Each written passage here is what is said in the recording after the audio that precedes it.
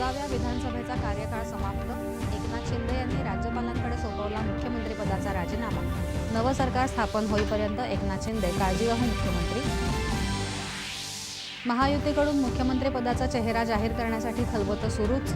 मुख्यमंत्रीपदासाठी भाजपा आणि शिवसेना देखील आग्रही।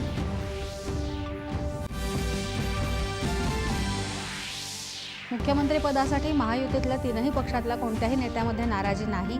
भाजपा श्रेष्ठी जो निर्णय घेतील त्यानुसारच राज्याचा मुख्यमंत्री ठरेल। शिवसेना नेते दीपक केसरकर।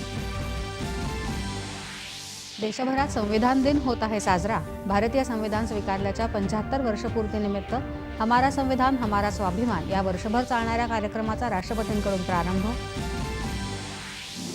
विविध क्षेत्रात घडत असलेलं परिवर्तन न्याय, स्वातंत्र्य, समता आणि बंधुता या संविधानातील आदर्शांना पुढे घेऊन जाणारं आहे।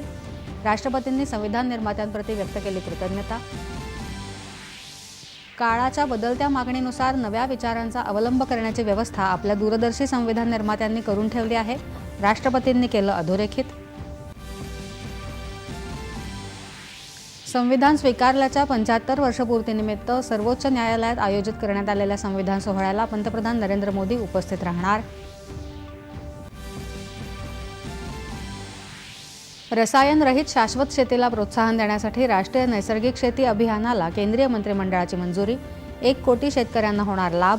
मनमाड भुसावळ जळगाव रेल्वे मार्गालाही मंजुरी।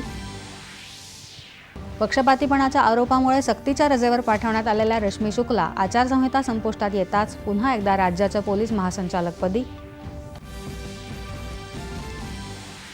अमेरिकेचे नवनिर्वाचित राष्ट्रपती डोनाल्ड ट्रम्प यांना दिलासा। 2020च्या निवडणुकीत हस्तक्षेप केल्याचा खटला अमेरिकेतल्या फेडरल न्यायालयानं केला रद्द।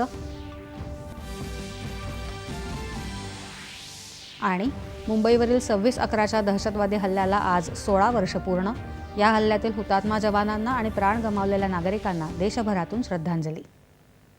नमस्कार।